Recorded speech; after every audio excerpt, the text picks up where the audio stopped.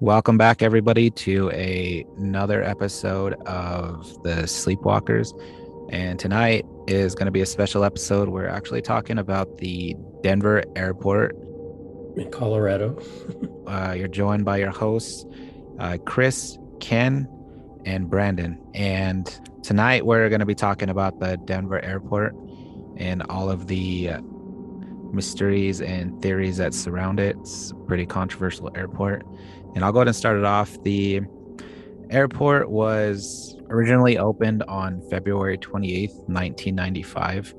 It was 16 months behind schedule and came at a cost of $4.8 billion, which adjusted to today's currency, it would be equal to $8.5 billion. So originally the 16-month delay and the $2 billion over budget led lots of people to believe in some type of conspiracy theory going behind the airport. Things such as why did it take longer than originally anticipated, and why did they need that much more dollars? Because it's not like $2 million, it's not like $20 million. That's like $2 billion, and that's pretty significant. Obviously, there's going to be some things that are not accounted for by the original planners, I'm sure, but $2 billion is kind of insane, if you ask me. So when people first arrive at the airport, they are usually met by a 32-foot tall statue of a giant blue horse with fiery glowing eyes, which has become known by the locals as Blucifer. And a little backstory on this: the original creator, the original artist behind Blucifer, his name was Luis Jimenez, and he was actually killed by his own creation, Lucifer, when the statue fell over and severed one of Luis's arteries. So that's kind of wild if you think about it. Yeah. Just to start it off, you know what I mean? So yeah, I'm gonna briefly go over some of the what makes the airport so controversial. And there is a lot of art installations that were commissioned throughout the airport, and some of the major ones that I'll briefly go over is the one of the art installations. It is a statue, and it appears what looks like to be a demon creature crawling out of a suitcase, and some might even call that a gargoyle. There's another statue, an Egyptian statue depicting Anubis, the god of death, and there's a couple of hanging murals. One of them's entitled Peace and Harmony with Nature and is supposed to address the destruction of the environment. Another mural is titled The Children of the World Dream of Peace, and is supposed to represent the desire to get rid of violence in society. What makes these so significant is the actual art that is depicted on it. And it is, at first glance, a wild scene to take into account, which we can all appreciate art. But if you have not seen these images, we're going to try to include them in the YouTube episode so that you can take a look at them. But they are actually pretty wild to look at. So you be the judge of what they look like, and we'll leave that up to you, the listener, on how you depict it. Another weird fact, so the shape of the runways are in the shape of the Nazi symbol from Hitler's Yeah. Germany, Big swastika. a big swastika. And everybody's going to say, well, swastika was originally, I think, an Indian symbol of peace, or some Middle East symbol of peace, Eastern symbol of peace, or something like that. So, but obviously it was the main wave behind the whole Nazi regime. So that's kind of a weird fact. The spokesperson from the Denver airport did an interview with a local magazine in which they stated that it is a unique shape, but it was designed that way specifically so that flights can be able to take off at any time without disturbing other flights, which take that how you want. But that's still a wild symbol to be looking at. What else makes this so controversial is there are numerous dedication markers and plaques with the Freemason symbol, the Masonic Square, I believe it's called, which obviously whenever you hear the Freemasons, it goes right away to, a lot of people link that right away to the Illuminati group, which I'm not even sure there's a connection between the two, but I guess it's just a symbolism itself, which leads to it. And the creation of Washington, I believe, was highly influenced by Freemasons. That's widely documented. There's a lot of hidden symbolism behind it. Whether that's some type of sinister cult itself, you be the judge of that. We're not gonna try to lead you in either direction. That one I won't, anyways. So these dedication markers and plaques are associated with the Masonic Square, which right away leads people to, as I mentioned, the Illuminati group association. But on some of these plaques, it is stated as it was funded by the New World Airport Commission. So on some of these numerous dedication markers and plaques with the Masonic Square, there is on it says that the airport was funded by the New World Airport Commission. And if you ever do a study of it, it actually just only leads to the Denver airport. So there's really no type of clue onto who those people are. This kind of leads further into the conspiracy, just fuels the fire, stating that it is a front for the New World Order, which, if you don't know anything about, is kind of wild story. So we can get into that too. So I'm actually going to start this one off with Brandon. So Brandon, as far as the New World Airport Commission, what do you think that exactly means? Do you think it's just some secret group that funded it? Do you think it's some type of satanic cult or some type of ritualistic group? What are your theories behind this? I think one good way to look at it is because DIA is like a relatively new airport. I mean, what, 96, right? So a lot of the stuff that's been changing throughout the country can be linked back. Like, I mean, the big one was like 2001 with the World Trade Center. And if you want to get into all the conspiracies of that, I mean, that'd be a whole nother day. But this could have been like the groundwork for a master plan where they build this airport and this is their groundwork, like there could be their base operations. And from here, they can start branching out. But this would be like the framework for what they want to do in other places to help build up their society. And so that's probably why when you do the New World Airport Commission, look that up, it doesn't show up anything else, because this is their framework for that, how they're trying to get it going.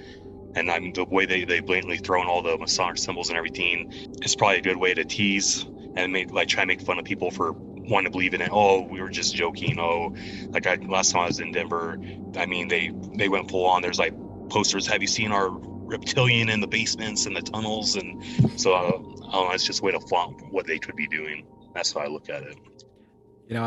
I really like that you brought up how they're flaunting that inside the airport, because a lot of my research came across these videos that were from airliners, were from the airport itself, were from local news outlets where they have representatives from the airport. And that's actually what they talk about, is they kind of like are trying a little too hard to debunk it. And that's what it feels like. So that's actually an interesting theory, that this was just basically the groundwork for them. So I guess some of the things they say is like, when it's in your face, that's how you kind of know. That's how they hide it in plain sight. I think we had a conversation about that a while back. So that's pretty interesting thought. Yeah, it almost goes back to like even the movies and like Aliens and everything else, right? Like Hollywood puts out all these big movies about aliens and everything. It's almost get, us as a society comfortable with the thought of it. And that way when, if there is ever disclosure or whatever, like we're not instantly freaking out like, oh, well, that was like, Independence Day. Oh, we got this. It'll be all right. So it's almost a way for them to acclimate us to what's really going on. That'd be one way to look at it. Right. And we've discussed this on many other episodes, as we're so desensitized by Hollywood, by media, by news in general. You can't turn on the thing without seeing some type of like aliens or something like some crazy conspiracy theory. And sometimes they don't even call it conspiracy theories. It's just in your face so much. And obviously, man, like if they came out with a UFO and it flew in, I'd probably be freaked out, but I'd be like so desensitized, you're probably like used to it. And that's the point, right? Yeah. So Ken, let's flip this on over to you, man. So Ken, what do you think about the New World, what's written on the plaque, the New World Airport Commission? Do you think that this is simply a misunderstanding, or do you think that this has a deeper meaning, as Brandon mentioned? Well, first thing I kind of think about is, well, I think there is a second airport in Denver also, and I think it's bigger. Oh, it's not bigger. Okay, I was gonna say I thought it was bigger, and I wondered why they spent so much time and money and effort into doing this other one. I But think their whole justification behind it was they originally had an airport. It was, I think they were trying to expand it, but there was a lot of complaints from people in the town or local town, noise complaints. So I think that's what led to it. Correct me if I'm wrong, Brandon. I think another big thing too is so they're projecting because like you got Pueblo, you got Colorado Springs, and you got Denver, and so that whole area is gonna be the next big super metropolis. And so that's how another way they try to sell it too is they needed the bigger airport for all the growth that's gonna be going in the area, and that's why they spend all that money on it. I think that's one of the ways they try and justify it. I don't know. I mean, it's kind of way out on the edge of town. A good place to hide things, tunnels. So I mean, I have other theories on why they went as big as they did and put it where they did. But I think that was one they're selling, or why they try to sell it, because that is going to be the next super metropolis, kind of like the East and West Coast. And so that was what they said. One of the reasons. So I was just gonna say it's really weird that the delay and the money they spent on it. But I think they had like 5 or 6 big buildings built first before they started, the actual groundwork for the plan. But I would like to know where all the money came from because it's a huge amount, and with the Freemason symbols, here and there, I don't think it's a coincidence. I think it's like you're talking about hiding in plain sight. Yeah, I think there's something there. Both spot on the nose. I believe that both you and Brandon touched on it, was hiding in plain sight. Where did the money come from? And I'm sure they could explain some of it, but that's $8.5 billion for an airport. Obviously, they're going to get the money from somewhere, but was there a deeper meaning behind it? We can keep going into that. So I'm going to go on to the next topic, to some of the other theories that lead to the creation of the airport, or the meaning behind it, or if it truly is some type of base for this New World's Airport Commission, whoever they are. So one of the theories is that there is rumored to be multi-level tunnels that run deep beneath the airport that host alien bases. I'm going to go ahead and give this one to you first, Ken. So how likely do you think it is that underneath the Denver airport that it drives deep into these multi-level tunnels that are hosting aliens? Well, I'm sure the tunnels are there. I don't know about aliens, but at the same time, there's a lot of other facilities like we were talking about Dulce, and it's not that far away. It's just the next state over. So it's hard to know really what's going on when people don't want you to know. But as far as the New World Order talk goes, those tunnels could be some kind of safety, like housing or refuge area, or I don't know. The whole thing is weird. Yeah, absolutely right. And, as you mentioned, we went into another episode called the Dulce Base. If you haven't listened to it yet, please, you can find it wherever you found this podcast. You can find it on YouTube, but we delve deep into the whole history behind the Dulce Base being an underground base that hosts the military and aliens. So and it's actually not too far. It's actually in the next state over, in New Mexico. I'm not sure what the distance is, but they can do that. I'm sure they can tunnel next to it. So I'm going to take this on over to Brandon. So Brandon, what do you think about the theory of this airport hosting underground tunnels that are hosting alien bases? For this one, I don't know if I would say this one is more aliens. I think if anything, if there's underground tunnels and everything, I see it more for, like, you have Cheyenne Mountain, you have NORAD, all that were right there on that area, because there's the Air Force bases, there's the military base, and so that's like the central command for if something happened, is what I've always heard from like cousins that live in the Springs and everything. And so of course, if everybody knows the secret, it's not a secret anymore, right? So I just see them, leaving people thinking, oh yeah, NORAD still is in wherever, and moving their location to under the airport. Because then, I mean, you got the runways, everything. You can get people out of DC into Denver. It's a lot safer than being on the coast. So I would almost see the tunnels being served as something more like that. Or if you wanted to try and tie in even like the swastika, the shape of the runways.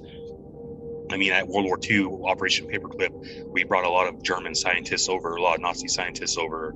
And then people got funneled into our biggest operations, helped with rockets, NASA, everything else. So there's no telling what ideology got, transplanted and brought over and has been growing underneath the surface, if you will. And this is maybe them groups taking root. So that'd be another way to look at tunnels, and it's their base or something like that. Dang, you smart. You gotta keep coming back. That's awesome. Could it be possible that open in plain sight is a swastika in exactly as a salute to the scientists that they brought over? Because you can take the Nazi scientists out of Germany, but can you take the Third Reich out of the scientists? Yeah, there you go. That's probably the best way to put it. You know what I mean? Yeah. And they got here. That was no secret. And yeah, actually, that was the last I ever heard about them, and I've never came across anything further. So they integrated well, and they got positions of power, obviously because of their work. And then before you know it, they're leading these major projects, and in salute to their past heritage, or maybe a symbol to the rest of the world in plain Chris, sight. When you were talking about the artwork that's up, I think there was like 4 major pictures that are paintings, I guess, murals. I wonder what some of the, like you talked about one, and I wonder if any, I haven't really seen them, but I wonder if there are other kind of hints of, like German soldiers or any kind of guns, or I don't know what it would be, but I wonder if there are any more hints in plain sight. I am very glad that you brought that up, Ken, because if you haven't already, you can type in Denver Airport and you will get thousands of images of these. You'll get the images of the demonic horse, the blue demonic horse, and the murals like Ken's talking about. And so at first it's full of color. They're large murals, take it as you will. But if you look closer, as Ken was saying, there is symbolism of soldiers and children dying, and a lot of death, symbolism for death. And one of the notes, so one of the murals, there is a letter in one of the paintings from a child who died at Auschwitz that they painted in the lower right corner of one of the panels. So I'm going to read this. It goes, "I was once a little child who longed for the worlds, but I am no more a child, for I have known fear.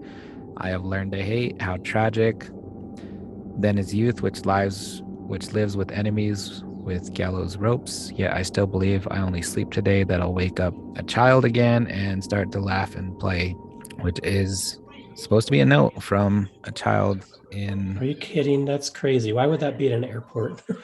Well, and then that's kind of the reason behind this, right? One of the murals clearly depicts, and it looks like I'm gonna get a good picture so I can show you, Ken.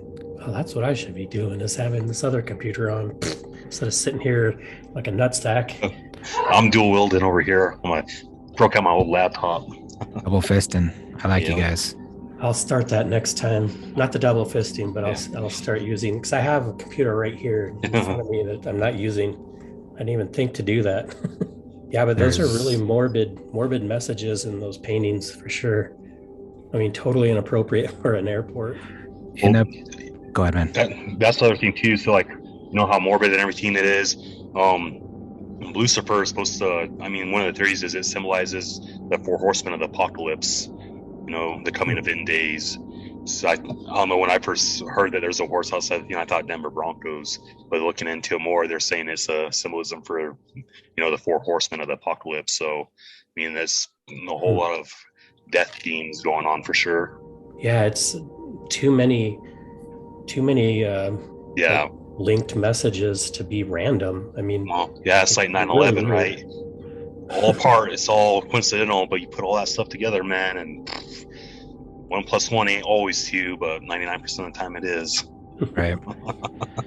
Well, and over the years, I've seen so much from so many people trying to debunk things such as 9/11, debunk the Denver Airport conspiracy, debunk aliens, debunk Roswell, Area 51.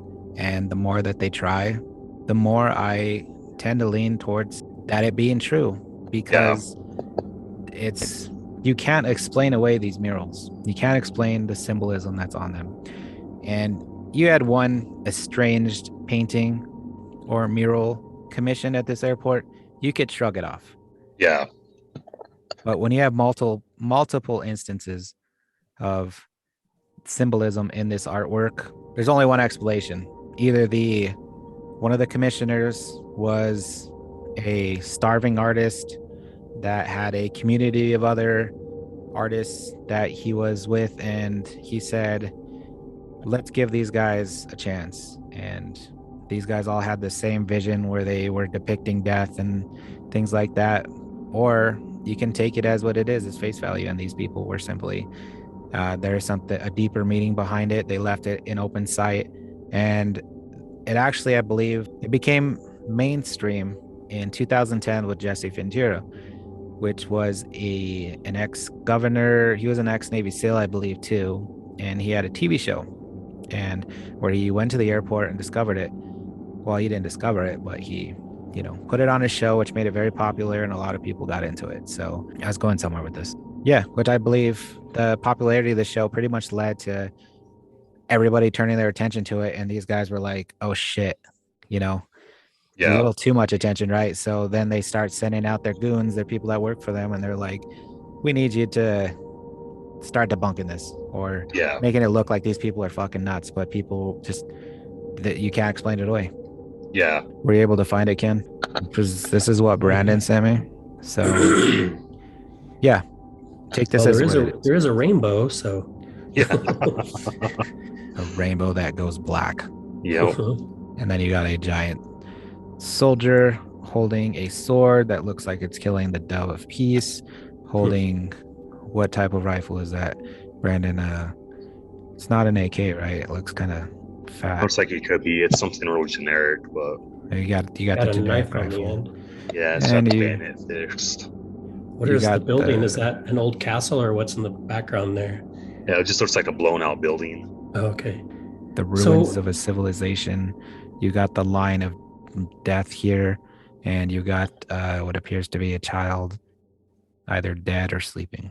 Yeah, it's like a whole family down there. Oh, it is. Oh yeah, you're right. Would those soldiers would have had both weapons, like a sword and a gun at that time?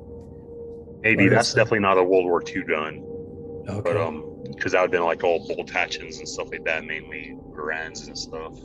Do you notice? Not dead, but Do you notice, Ken, what's on this gentleman's face? I can't tell. I was just looking. I didn't know if it was his skull or if it's a gas mask. It's It's- kind of hard for me I'm to pretty see. sure it's a gas mask, right, Brandon? yeah, looks like a gas mask to me. So maybe symbolizing nuclear war, some type of Yeah, chemical warfare, biological warfare. biological warfare. Why would that be up?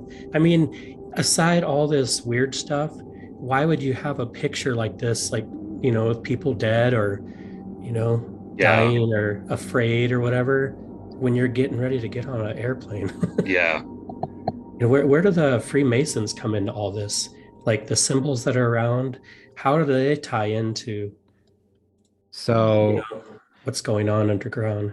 there is this it? Yeah, this is it. So this is a plaque that is made in dedication to the Denver International Airports. Yeah, you have a few names here, but what's most people are interested in is the Masonic symbol here, which is the Masonic Square, I believe it's called. And right underneath it, underneath the date that it was commissioned, it says the New World Airport Commission. So if you do a search, you're not going to find it, like we were talking about earlier. So who is the New World Airport Commission? Is it in reference to the New World Order that is a popular theory, conspiracy theory that has been floating around the internet for decades? Well, I wouldn't say decades, but it's been floating around for a while. You can't help but wonder if the Freemasons are, when behind closed doors, having their secret meetings that nobody knows what goes on back there. I mean, I don't know. It's too strange with the symbols and all the unanswered questions. So Brandon, there is a meeting that just took place, and it's supposed to be with some of the top dogs in the industry. I can't remember what it's called. It's called like the something summit. Have you heard of it? Is it the economic forum that you're talking about? There's the World Economic Forum, but there's one where they also met just recently. I'm gonna forget about it. It's the something summit. I can't think of it now. It's the G12 summit. No, because that's the countries. Yeah. Anyways, it'll probably come to me like at 3 a.m. this morning. Anyways, so Ken, Mhm. like you were asking, I have a feeling that they're meeting in plain sight at these forums, these summits, and they are pretty much planning everything. They're probably laughing their ass off at all of us fighting over stupid things such as politics, race, religion, things of that nature. Well, They're they, supposed to be like everyday people, yeah, and that's It's so weird. they're they're people in positions of power, and those are actually the people we can see because they're the ones that people know about. They're the ones that are on TV. They're world leaders. They're, they're very rich, so people know about them because most of their companies are public, so people have to know about them. But there's probably other people that attend these meetings, these new world airport commissions, these new world orders, these world economic forums in the background that we don't know who these people are. And they're the true puppet masters of the race, people like Larry Fink that attend these events and have so much power that it is unimaginable to us that they simply could want to start a new policy and they get the rest of their assets, all the companies they hold share stock in, because they're the majority holders, and they pretty much say, "Hey, we're gonna be pushing nut allergies." I don't know. I'm just it's a kooky thing, man. But I mean, that's how kooky it is. Like these people can do that, and nobody will bat an eye because no matter how ridiculous it sounds to us, to them, that's the new way of life. So I'm gonna keep moving this one on to Well, what so real quick, going back to yeah, the yeah, go ahead. whole nation scene. So if you add up 1994 all individual, it adds up to 33, which is the highest level like the Masonic order. So that's like another big thing about that is dated, like that plaque and everything was brought together as level 33. It all adds up to it. So just something else that ties into, even the date adds up into something in the Masonic world. So something interesting. That is extremely interesting. If you think about it, maybe they didn't need to leave their signatures or need to explain who they are because they left symbolism like this. Because I believe in Washington, a lot of the buildings there, even the layout of the place, had symbolism such as like the 33rd degree. Like I think Yeah. some buildings had like 33 steps or 33 pillars or something like that. So clearly tribute to these organizations. And yeah, man, that's actually an interesting one. 1994. Yeah. Pushed back on purpose, you know? Yeah. Who knows? Yeah. So I'm gonna go on to the. Did you have anything else on that one, Brandon? No, that was it for that. I was trying to look up that summit, but the only thing I'm seeing recently was a World Economic Forum. I know there's that what is it, the Bohemian Grove, where there's Davos, and there's a few others, but I'm not sure which one was just recently.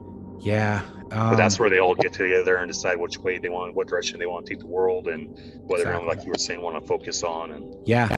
Man, I wish I could remember it right now, man, because it's really good. yeah, You are still screen sharing.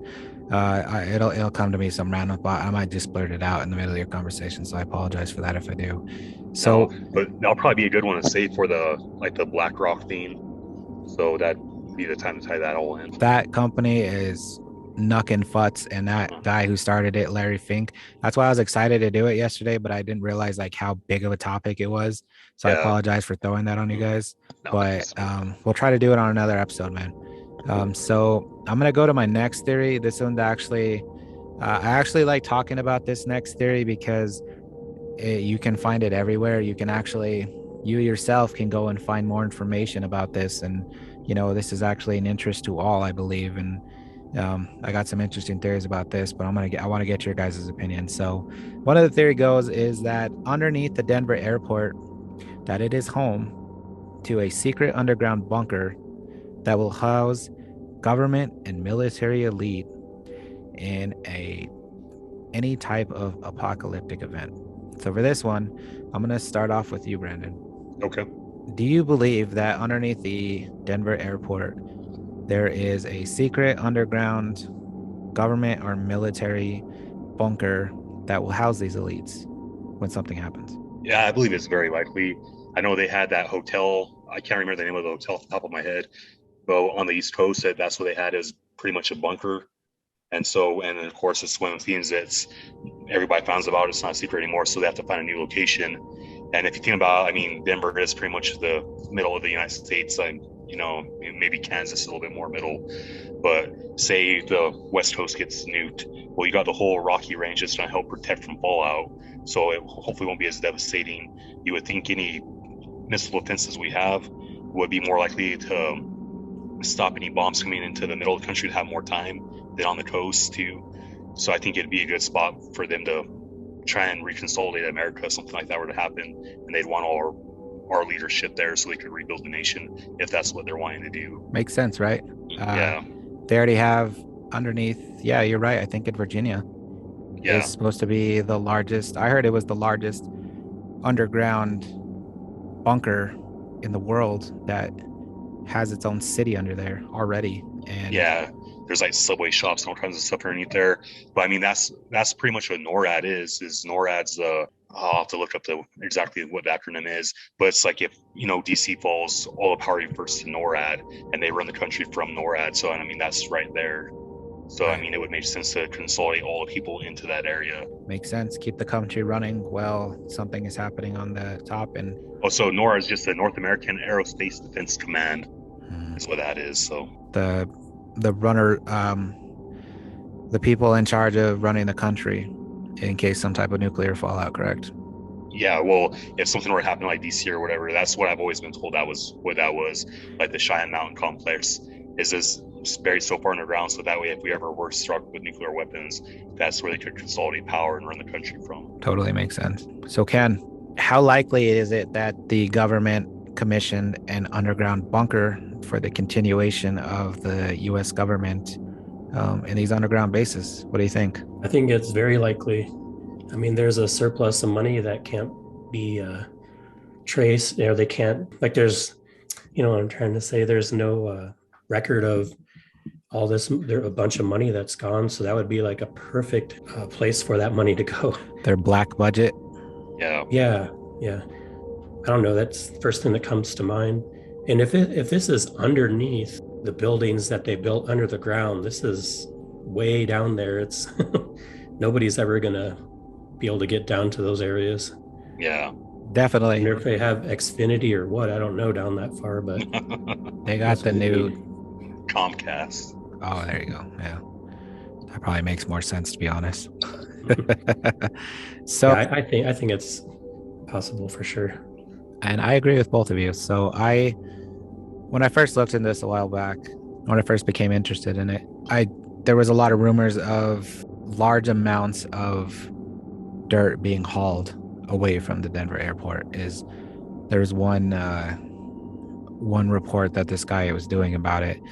How true that is, I'm not sure. But my theory goes that this was originally planned to be completed in October of 1993. I think that the U.S. government saw potential for building an underground base underneath this Denver airport simply because of its strategic location, as Brandon was mentioning, in the Rocky Mountains. It's kind of central western United States. I also believe that just the fact that there is an airport that these government officials would be able to land their planes at in a hurry and haul ass towards the bunker to get to safety, which is why I believe that it was originally scheduled to be completed in October 1993, but due to the foresights of some of these government officials, they saw the potential, so they invested large amounts of black budget money to continue operations to continue this, to make these bunkers deep underground the Denver airport, and which is why it went from it estimated went over $2 billion, which adjusted to today's monetary value, I'm not really sure what that's going to be, but I'm sure that's a lot of money, more than what it might cost an airport to be built. So I'm not sure how much it costs to build an airport, but yeah, once you start getting in the billions of dollars, not really too sure about that one. Yeah. So I wonder if there's any movies on this kind of stuff, because it would be a perfect. Yeah. perfect setup for movies. I'm sure it is in some type of Hollywood event where they talk about this. Nobody's just discovered it yet, or they've seen it, they just never really paid attention to it. Yeah, man. I think we actually covered everything. That was pretty good. Yeah, that was good. Do you guys have any final, Brandon, is there anything final departing shots that you want to share with us regarding the Denver airport? I guess the only thing I really got is I think there's definitely something weird going on there. If I had to guess, I would say that the government is using it as a secret underground consolidation point, and they threw all this crazy stuff on top of it. So people like us can do these podcasts and all this other stuff, and we're looking at everything else, and they use the Masonic stuff, all Satanist, Nazi stuff to distract people, and they can do stuff and right in front of us. So if I had to guess, I guess that's would be my rational thought on it. I still like the idea that there's the Illuminati's got a foothold in our government and trying to take over. In my heart, that feels better, but I think at the end of the day, I think the most rational thought is this: the government just toying with people and trying to get away with whatever they can. So that's how I feel. I agree with you there. There is definitely some type of stronghold on the U.S. government, some type of infiltration, which is evident every day. You can argue till you're blue in the face, but you'll never convince me otherwise that there is definitely some type of infiltration into the government at this point. But I love the government, and don't shoot my dog, ATF. That was a great one. And I as well love the government and do not want my animal shot. Ken, your turn. Too. I don't want anybody getting shot, especially my dog. All right. Ken, what are your final departing thoughts on the Denver airport conspiracy? I've only heard a little bit about it. So when you brought it up as a topic, I was able to do a little bit of research. And I think if more people that are listening to this podcast, if they don't know much about it, they might come across something new and interesting. And I don't know, I just urge them to check it out because it's pretty crazy. I wonder how many more places like this that haven't been discovered are out there that are in plain sight or seem to be in plain sight. And I don't know, you don't know what's going on. It's frustrating. Yeah. I mean, we should be able to catch on to these things that are right in front of us, but for some reason we're not allowed to. Or like you're saying, they're bringing up things that are kind of satanic people or any of those kind of groups that are bad groups. I don't know how to say it, but it's if you agree with something that isn't normal, then you get made fun of. Yeah, you get made fun of and you're not taken seriously. So then they can keep doing these things that are right in front of people, and maybe it's a game to them, but it's really obvious. Yeah. When you put all of these, these coincidences together, right? Like when you were adding those numbers, that's really weird. And it's the highest level. It's too many weird things going on there for it not to be a big deal. Well, and much like our Dulce episode where we talked about the special Air Force agent that was deliberately spreading misinformation to, I forget the gentleman's name, but that uncovered. Oh, Benowitz. Yeah, there we go. They were specifically messing with him because he actually discovered something. What he discovered, we don't know, but obviously it was enough for them to take their time out to drive this man wild. That's what I was trying to get at. I just went in a roundabout way. Per usual. Your way was better. That same kind of, it's kind of plain sight. Yeah. Anybody that's onto you, you just make them look like they're crazy, and then nobody believes them. And then sometimes you drive them crazy, and then you're like, oh, see, we told you this guy wasn't right. Yep. Yeah. One person that you drove to be crazy is not a threat. But once that person can start changing the mind of others, then hopefully it becomes more of a threat to them, That's when they disappear. That's when they disappear. And we here at Sleepwalkers love our government and we don't want anything shot. Nope. But that being said, we're not going to stop from sharing the truth. The good fight. Wonderfully put, Ken. Thank you for your input. All right, man. So I'm going to wrap it up now. I always hate wrapping them up, man, because I just stumble over myself and I really know what to say. So that's the Denver airport for you in in a crazy nutshell. There's a lot of theories and conspiracy theories, crazy murals and statues and commissioned art that surrounds the Denver airport. But don't take our word for it. If you're ever in the traveling and you happen to go through the airport, if you're ever traveling through the Denver airport on a flight, take your time out and walk around the airport yourself and see what you think. Is it simply just the artists themselves that are expressing themselves that happen to, share some type of weird world domination type symbolism in their art, or is it just a coincidence that they have all these art pieces together? You listener can be the judge of that. The overwhelming evidence, though, seems to hint to some type of weird story behind the Denver airport, and the more that they try to debunk it themselves just makes it a lot more suspicious in our ears. So that's gonna do it for us on this episode. We actually wanted to take the time out to do a special shout out to one of our followers on Instagram, Reyes Cisneros. Thank you so much for following us and commenting on our stuff. It really helps us out, and we appreciate you listening and taking the time to do that. And we would like to invite everybody to please follow us on Instagram, follow us on Twitter. You can get us on Apple Podcasts. You can also get us on Spotify Podcasts. We're also on YouTube. I know I said this in the past, but I'm going to work on getting the links more. I was speaking to a fan the other day, and they notified me that it's kind of hard to get to some of our sites. So I'm going to do a lot better job on working on that. Hopefully on every episode, I can get that all linked together. And we also wanted to invite everyone to join us on our next episode, where we're going to be talking about a very controversial topic, and it's going to be about BlackRock, a financial company, and its founder, Larry Fink, who is also a very controversial figure. That's going to be a really good episode. Yeah, please join us on our next episode where we talk about the BlackRock. Brandon's got some earth-shattering revelations about it that is going to send you spinning in your seat. Once you hear it, is going to be something that you're not going to want to miss or share with everybody. So bring your tinfoil hat. Bring your tinfoil hat, hide your dog, and join us on that one. So thank you so much for listening. This is Sleepwalkers. You have a good rest of your day or night or birthday or holiday or whatever day you've listened to this on. Thank you.